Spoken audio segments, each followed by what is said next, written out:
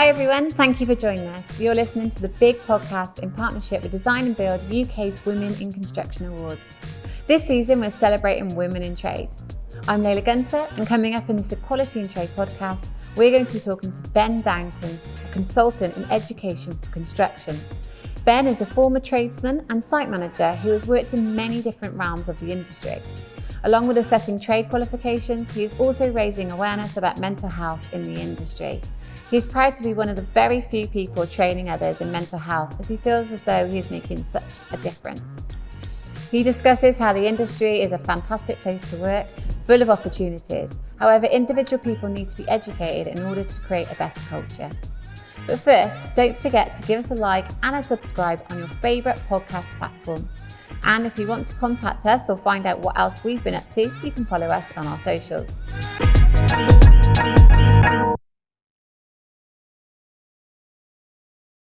Thank you so much, Ben, for joining us on the BiGDUG podcast. Our focus this series is women in trade, and I bumped into you in the Construction and Women Clubhouse room, and you've kindly agreed to come onto our show.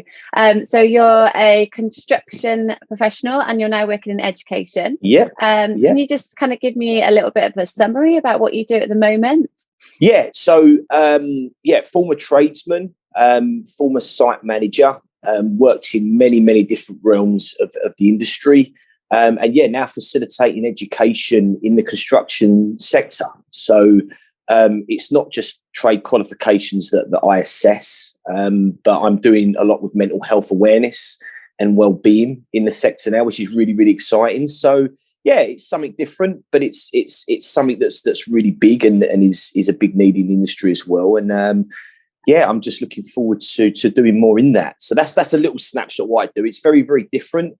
Doing mental health awareness training in the sector and education is there's not many people doing that for what I can see. So I'm proud to be doing this. I'm proud to be sort of doing this and just making a small difference. I bet. So obviously we'll go into that in a bit more detail later on. But can you just kind of give me a little bit of a backstory? So you originally worked in trade. How did you get into that?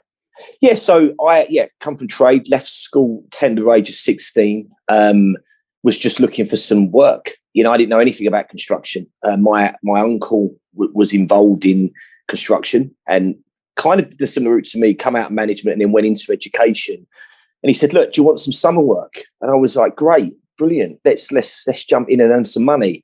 So I went in there, just started working with some plasterers. I had no idea. I thought this would be great. Just do it for the summer and then see where we go. Went out, big open mind and thought, this is good. Earning some money and, finishing work. And I was only 16, in the pub after work thinking, this is great. Enjoyed it. Picked it up well. As a sort of late teenager, started getting more involved in the trade, earning my own money, had my own van.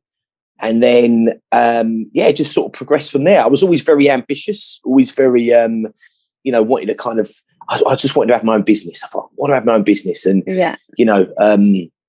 so in my early 20s, I partnered up with somebody. We started doing, working for big local builders and doing a bit more. We had a few people, a couple of labourers and a few people working around us. And then we really tripled down on that. We thought, let's see it, try and go a bit bigger and try and, expand what we're doing. And we just worked really hard. We was very keen. We did a good job.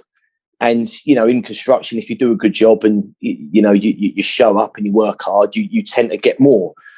And then a few years on from that, we set up a fit out business. So I was a plasterer. So in plastering, drywall and dry lining is part of that as well. So the bigger, the more builders we got involved in, I was like, can you throw up a few ceilings? Can you stick some walls up? And, we knew plenty of people around us. We just, chucked ourselves into that and slowly expanded. And it was around the recession time, 2008, 2009. And, there was a bit of a recession and work was a bit scarce, but we just tripled down. And one thing we did really well, we advertised. We went, yell.com and tried to get ourselves on Google. It's different now to social media is now. And we had a bit of a lucky break. A company come in from up north, a fit out company that did a lot of restaurants. And they said, we want you to do this job in London. And we thought, blimey, that's a turn up for the books. So we kind of went straight in. And after that job, they said, oh, there's a job in Leicester. Can you do this? And we was like, well, yeah, we'll do that. So we just went all in, and within a space of about 6 months, we like quadrupled our turnover. Wow. And we went kind of from that level to that level. Yeah. And it was great. It was, it was like a catapulted us to the sort of the next level, really. Then we had all this responsibility of people working for us, subcontractors, VAT, and all this admin. And it was like being in the frying pan into the fire, really. But we just kind of grew wings on the way down, and we had a good few years of trading. I mean, we was turning over probably 400,000 or 500,000, but being young guys, we was probably a little bit wet around the ears in some places. And the companies, they like to flex their muscle a little bit and sussed out that actually, these are young lads, and if we can squeeze them a little bit, we will. It was quite stressful, but it was good at the same time. And I think that added pressure of trying to run a business and cash flow, and construction is not very forgiving sometimes, put a little bit of pressure on us. And cut long story short, me and my partner at the time, we split up. He wanted to go his separate way, and he wanted to do something without me, and we just fell out. And when you fall out in partnerships, it's like having a marriage. It's you've got bank accounts and people and money and this and that, and it was a bit messy. Yeah. So that was a bit stressful. That ended, and at the time I was with my partner. We had a house and a mortgage and all this. And I thought, well, what am I going to do? And I thought, well, maybe working for companies is my route. Maybe that's my path, and maybe and I always was fascinated by the big buildings. How do these companies build these such big buildings?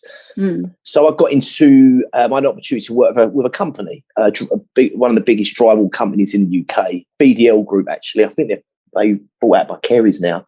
Worked for them, and it was a massive eye opener. It was like I was used to working on small fit out projects to like tier one, huge developments, multi-million-pound buildings. It was like, blimey, this is like a different league to what I'm used to. So I went in there thinking I knew everything, thinking, well, actually, I know that much and I've got to know that much. Yeah. Wow. So chucked in at the deep end, sink or swim, loads of people and company politics and stuff that I didn't know. And I just failed forward. But I was a quick learner, and I adapted quite well. And I quite enjoyed it in a way. I thought, you know what? I'm quite enjoying this. I'm seeing a side of the industry that I never seen before. Yeah. And I thought I want to venture out. And I remember speaking to an agency, and the agency said to me, you're not experienced enough. You're not qualified enough. You'll never work for these companies. A bit arrogant, really. And I thought, I thought, F you. I'm not having that. So anyway, I went and I thought, in a way, he's right. So I thought, I've got to study. So I studied a little bit more. I become a little bit more qualified in management, construction management. And then I did my chartership to become a chartered builder, MCIOB. And that during that period, I started to learn a little bit more. I started to become a bit more wise. I started to understand more about management, leadership, and how companies operate. And I was like, blimey, there's so much I didn't know. And then I started working for main contractors. I started to work for BiGs. I worked for Barclay Group, Multiplex, Galliford Try, fantastic companies, huge companies that, all very, very good in their own right, doing big major projects in and around London. And that grew me in a short space of time,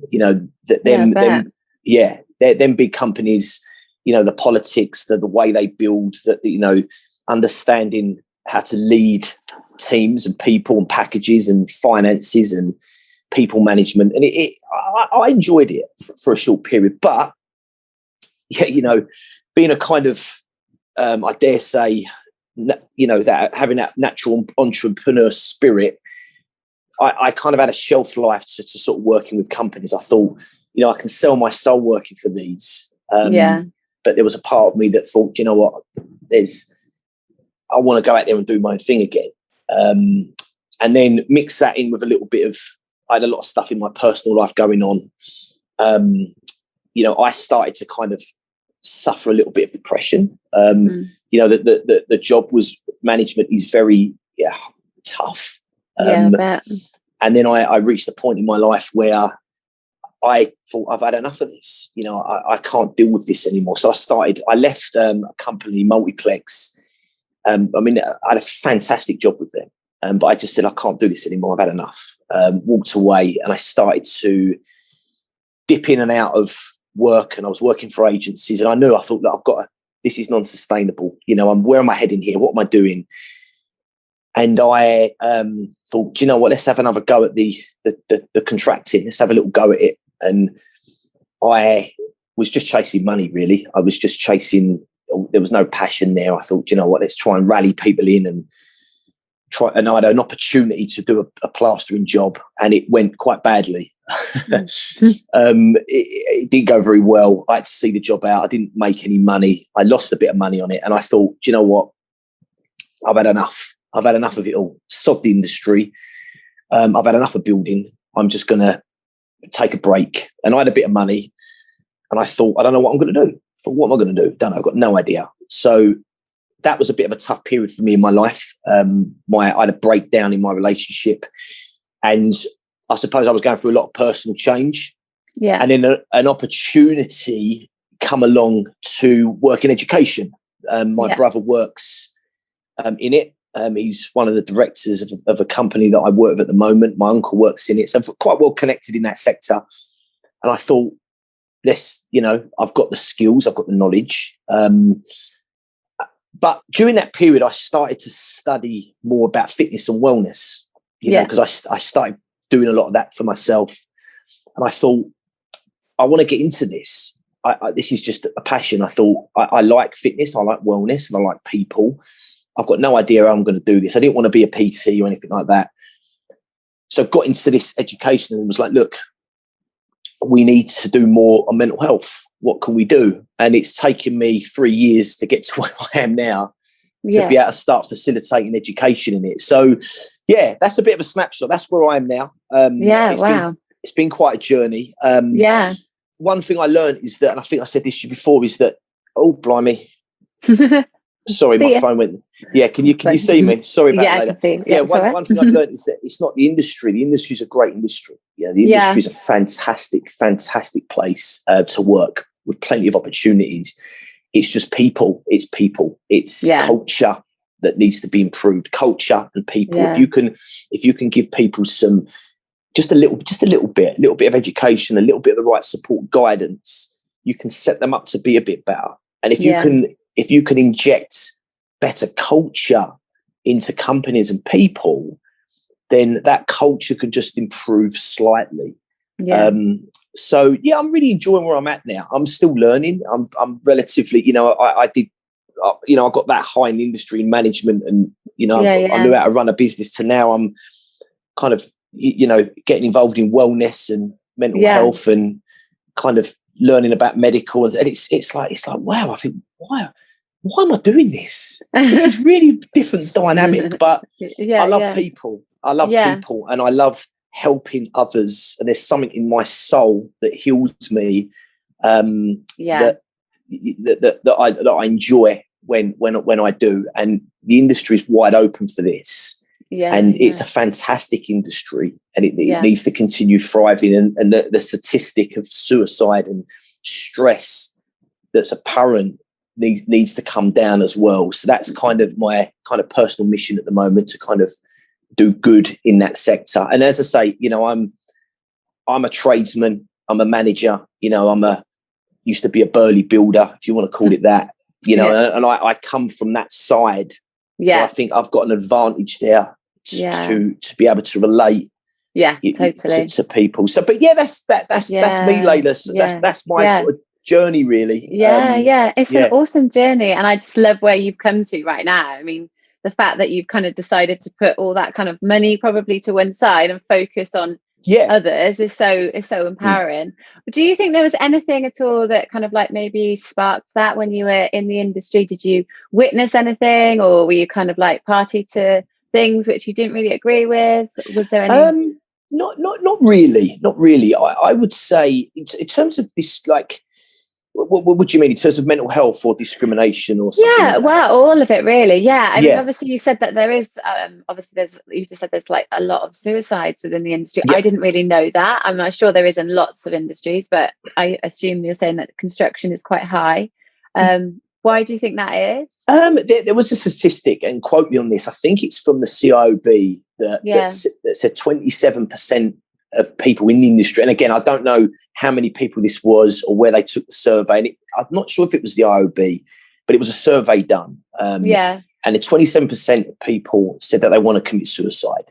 This was done in 2019. And there was a survey done in 2020 that said 97% of people are stressed. Yeah. 87% of people are anxious. Yeah. And that to me is it's almost like the whole industry. And to have over a quarter that say they want to commit suicide is shocking. You know, and again, there are people that have admitted that in the survey. How many more people haven't admitted that?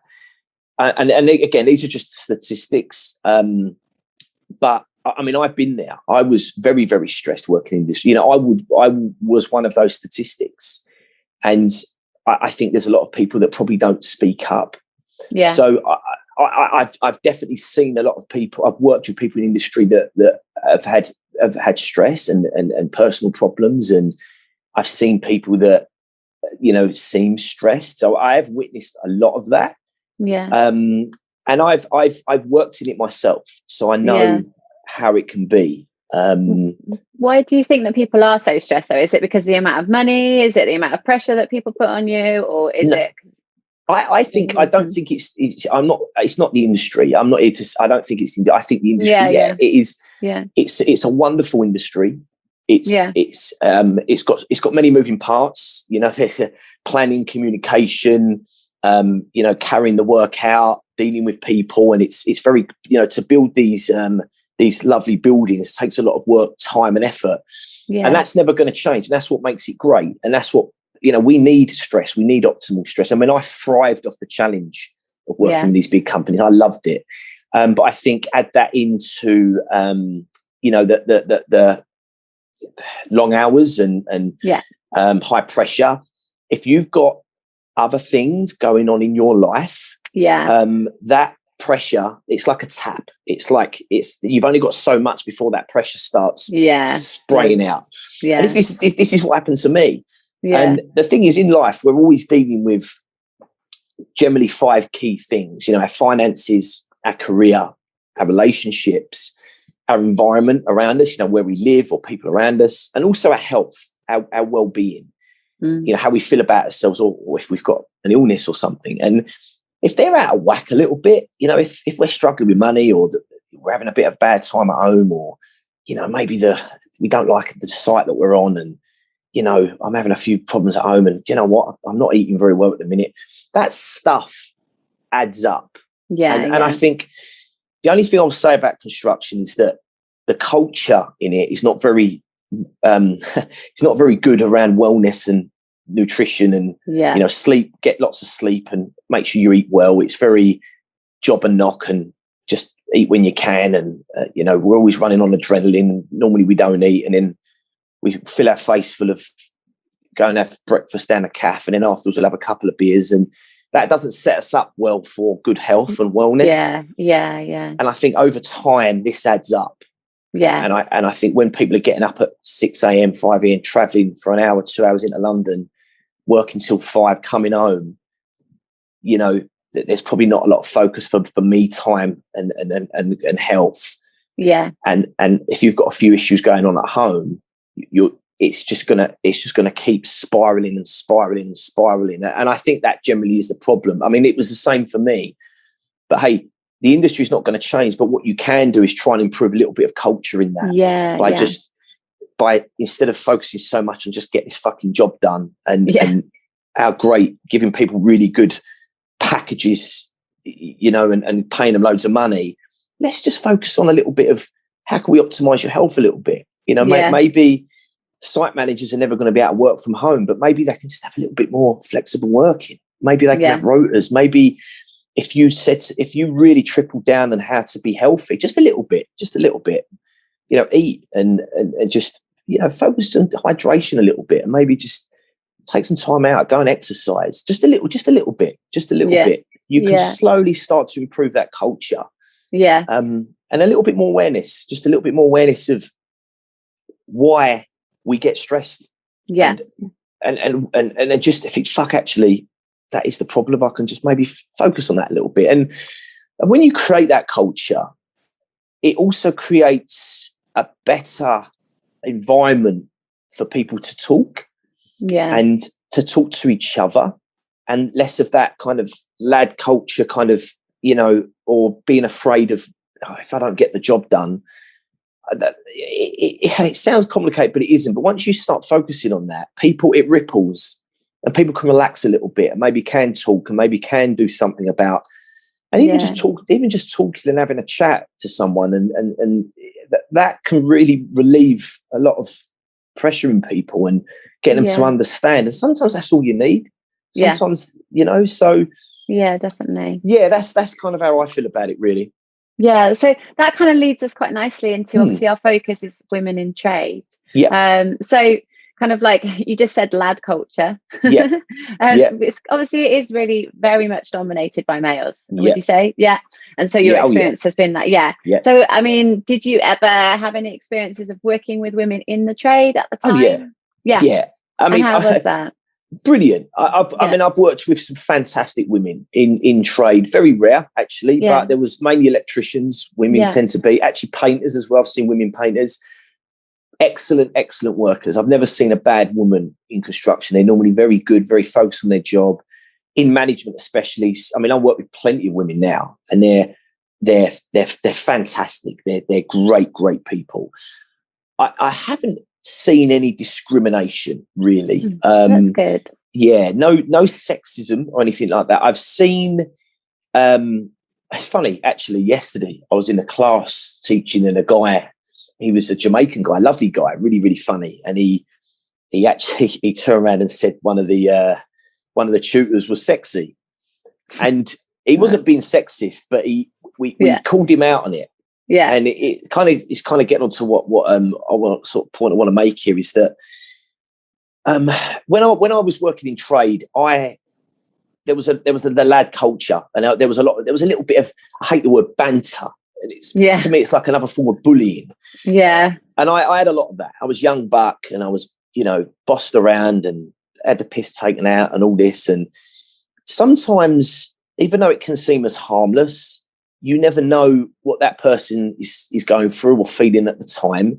Yeah. And I'm all for having a laugh and joking around and that. But it's sometimes banter or saying things, them words, or can make people lack confidence, or them words can affect someone.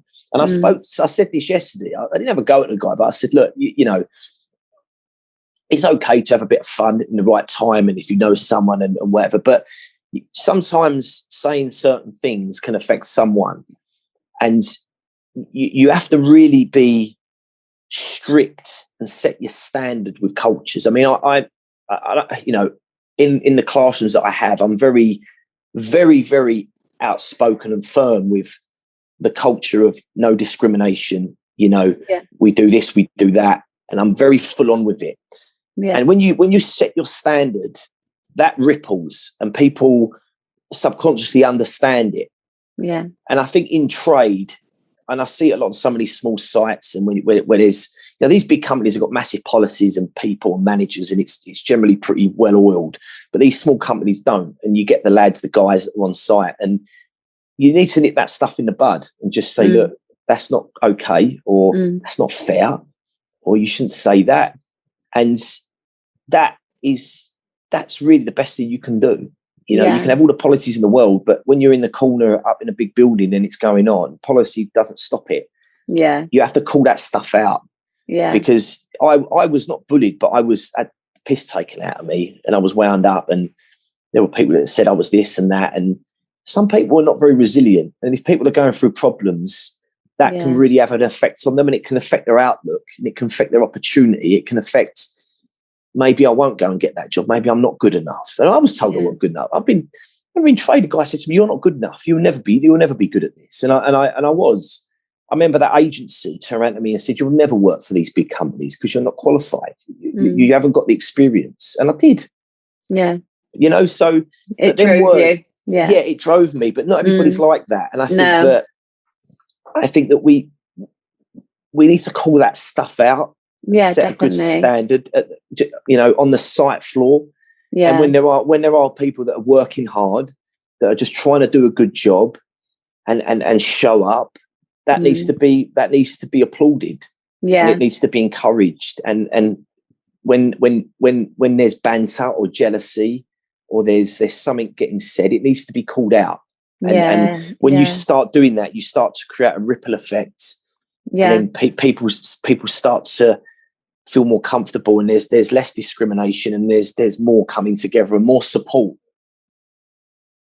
Check out designandbuilduk.net and go to the Women in Construction Awards section. On there, you'll be able to nominate any wonderful women, men and companies for one of our upcoming awards for 2023. On there, there's also a section for Women in Construction and Infrastructure Hub, where we're creating a community of women across the construction and infrastructure sector who are going to be passing each other work and inspiring each other. Due to launch in October, so if you just fill out the whitelist details, we'll keep you updated.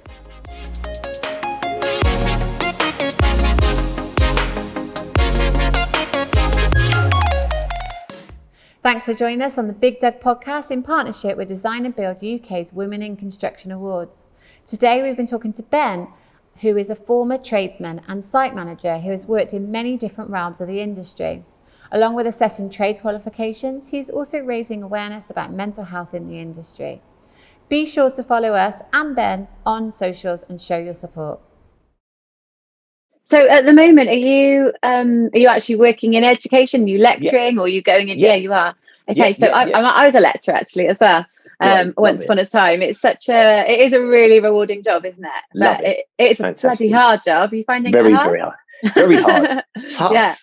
Yeah. I mean, I'm still learning it. I mean, I've got all the passion and confidence and management, but one thing I've struggled with it is the compliance side. So there's so much compliance in this and standards because it's mainly government funded money, and you can't just, you've got to be so on the ball with it. And that stuff I've kind of struggled with a little bit. Yeah, but I'm learning that. But in terms of delivery, I absolutely love it.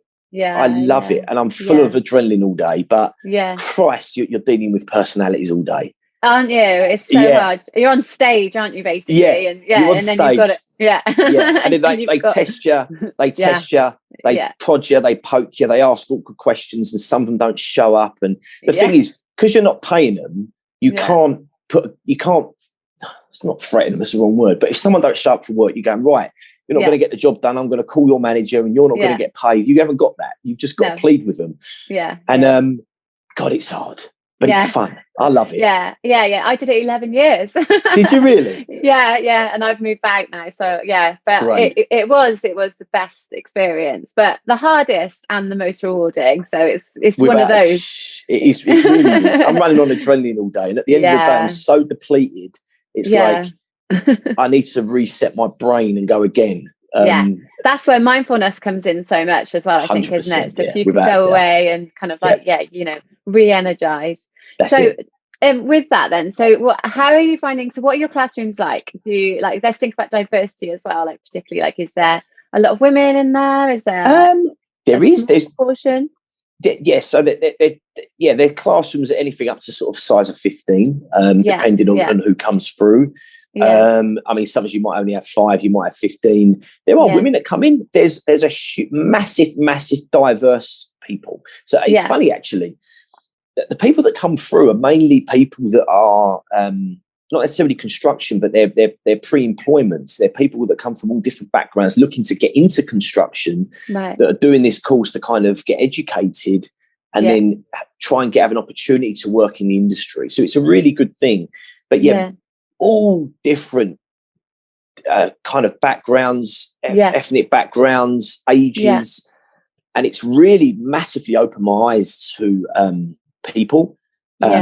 the fact that there's many different people that are out of work that are looking to get into construction and looking for new opportunities. Some of these people have had a lot of history in work and life and stuff like that. And I've loved that part of it because I've learned a lot about people, and I've learned a lot about individuals as well and why they want to get into construction. And I think what the wonderful thing is that people see construction as it's just, pick up a spade and a bucket and start building a wall. It's not.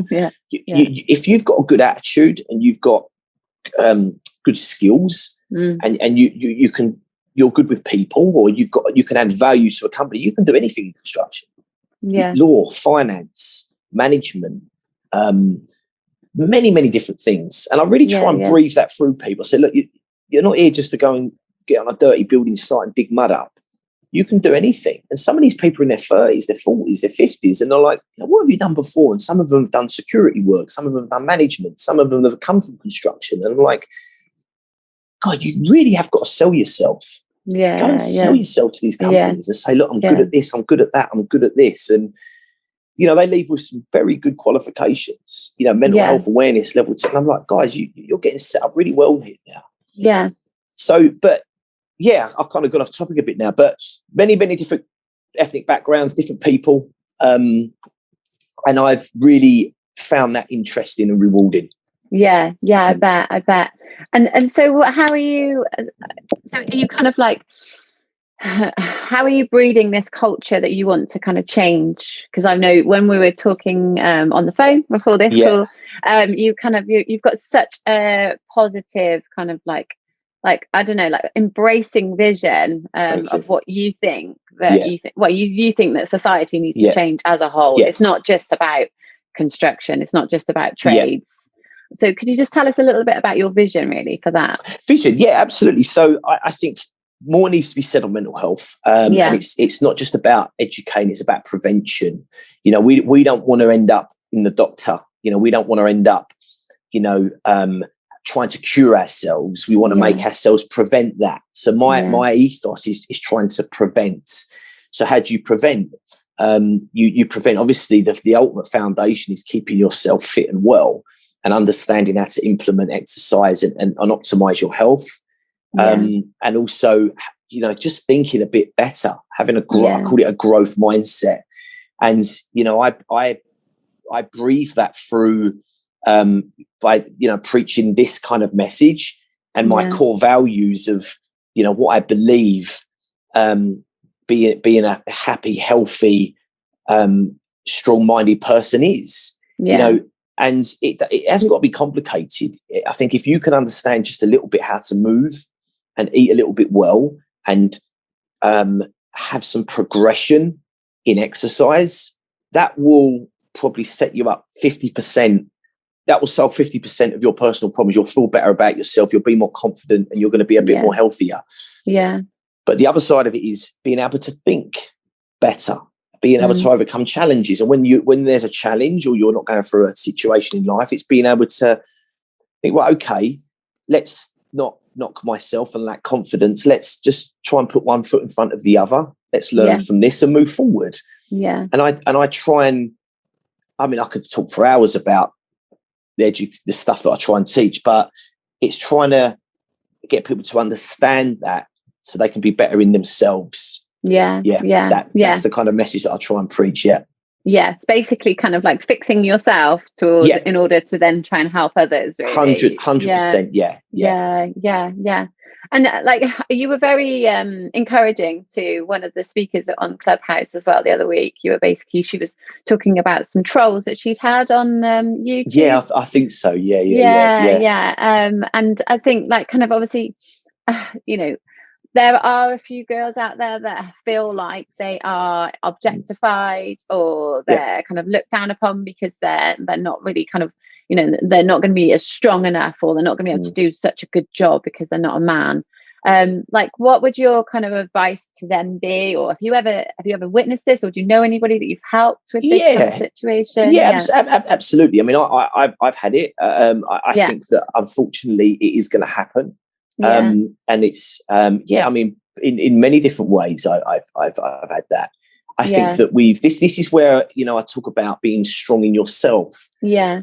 I think that don't be afraid and don't let it stop you. And if someone calls you out, I think if you're strong in yourself and you know who you are and you're confident in yourself, you're going to be more resilient to that sort of thing. I mean, I would say to people that if someone calls you out, it sounds a little bit silly, but you know, you need to have the thick skin to sort of see that person, you know, if someone takes the time to say something nasty to someone that's doing something good, or comment on their social media, or say, you're this, that's rubbish, that person is broken. You know, if you're taking the time to go out your way to be nasty, to make yourself feel good, there's something wrong with that person. Yeah. And I think that anybody, whether it's a woman or a man or whoever, you know, try and understand that first, it's not you, it's them. And when that happens, and because don't get me wrong, we all get emotional, we all kind of react differently to things. Just try and take some perspective and understand who you are, you know, why you're doing what you're doing, and you know, appreciate the fact that you're doing good, and really try to embrace that. And there's no other way, really. There really is no other way. And I think it's important to call that stuff out as well. You know, if you see someone saying something racist or sexist or nasty, call it out. Say, look, that's not okay. You know, it's not okay to do that. Why are you doing that? It's not okay to say something detrimental to someone like that. And if we can do that, that hopefully should ripple and try and prevent and create better culture. But as an individual, when it happens, it's just about understanding that it's on them, it's not on you. And sometimes, as much as we can blame them and moan at them, sometimes we have to do the work on ourselves to become good in ourselves as well. You know, be rigid in our core values and know who we are, what we stand for, and be proud of that. Be proud of that. And sometimes, you know, working on our confidence is something that we need to do every day. We need to.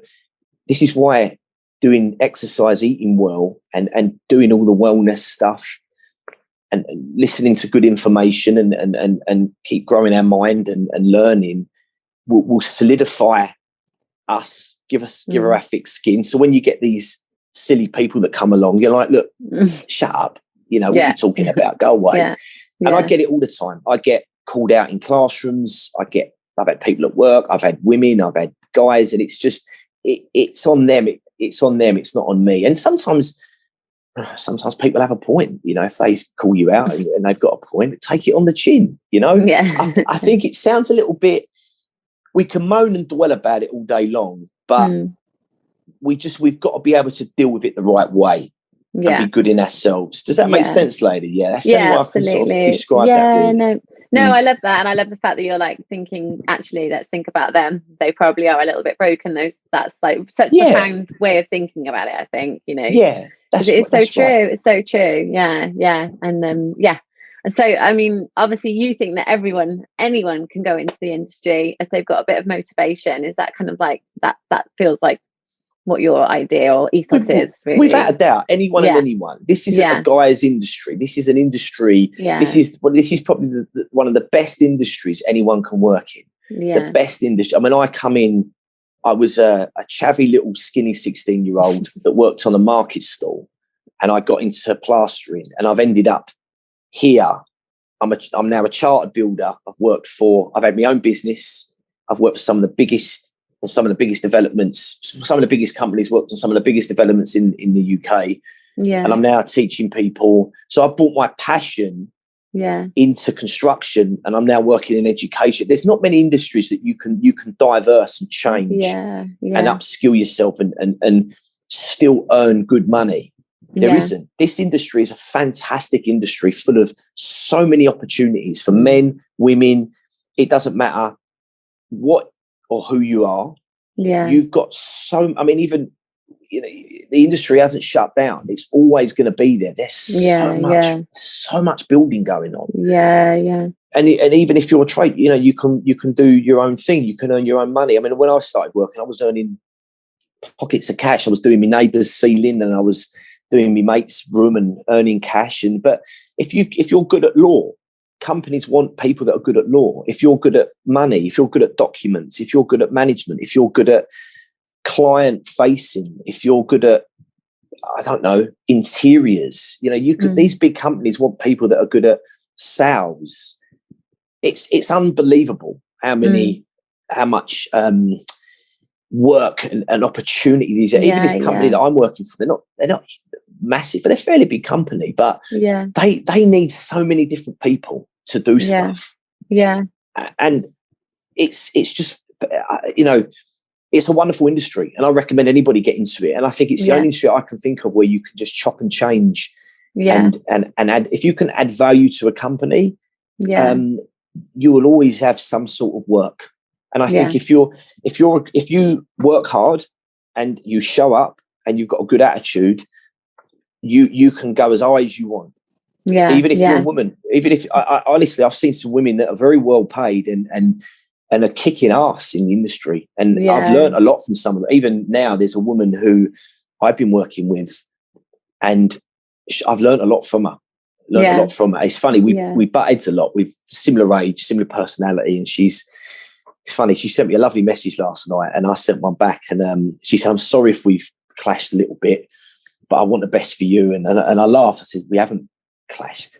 We've had some funny, heated words, but you've been fantastic, and I've learned so much from you." Yeah, that's do you know what I mean? Yeah. It's so inspiring, Ben. Honestly, thank you so much. I think pleasure. Are you speaking at all? Do you go and do events, or I'm looking to. I mean, I do a lot of speaking where I do now. I don't. I want to do that. I do a podcast. The self-development project, but I want to do more of this. The more of this I can do, the better. I think I would love to speak in companies. That's something that I want to try and do. And this is kind of the direction that I want to go in now. Obviously, going into the latter quarter of the year, I'm going to focus on now my next steps of how can I penetrate the industry more. And it means connecting with people like you, getting in with companies, and just these little touch points. And then sooner or later, that will then transpire into the next step of where I want to take this. I mean, for me, it's facilitating more education, being able to support individuals and having the correct guidance. That will hopefully help people with their mental health and be able to make people in the industry better. So that's my direction. But the more stuff I can do with this, the better. Well, you're a natural at it, so I think you definitely will fly. One thing I'd say that as well, because coming from an education background, I taught at a secondary school from year 7 to year 11 for 5 years. And I think the options, ages, year 9, maybe year 8, year 9, they could really do with someone like you going in and saying, this is open to all of you, that it isn't just like you said about building a wall. There is this and this and this, and then just opening their eyes to the roles that are in the industry at that age. I think then will kind of, it'll slowly tick away in their brains whilst they're kind of making their decisions. I hope so. That's a really good idea, lady. And I will. That would be great to do that. Without a doubt. I think that is, there's more of that needed, because I've witnessed what their careers fairs are like, and they're really dire. Let's be honest. There's a few people on some stands, and if you want to go up to them and ask them some questions, you can. But they could really do with someone like you going in and I appreciate that. That's a good idea, and I think companies need it. I think the industry needs. The industry needs definitely good people. And if you and I dare say, if you ask some of these industry leaders, they probably struggle finding good people. Good, solid people with good ethics, values, and work ethic to come in. And sometimes having someone in who's good can give companies ideas. Well, actually, why don't we do this? That person's good at that. Why don't we set that up? And I think it's good for the industry. The industry can grow better like that. Definitely. 100%. Yeah. Oh, well, thank you so much for your time today. No worries. Pleasure. It's really, really great chatting to you. It's been good. This has been good fun, Layla. It's been a pleasure having you on your podcast. And I've really enjoyed it. So thank you. It was was so wonderful chatting to Ben Downton and hearing his story, and also to get a different perspective just from a male's point of view. And if you want to find out what else he's been up to, you can follow him on @BenDownton on Instagram, Facebook and LinkedIn. Before we go, just a reminder that this pod is part of a series in partnership with Design and Build UK's Women in Construction Awards, as we celebrate some truly inspirational women and men in the trade industries. If you want to know who else we've been talking to, give us a follow and a subscribe on your podcast provider, and they'll be delivered straight to you. You can also follow us on socials. But until next time, thanks for listening and bye for now.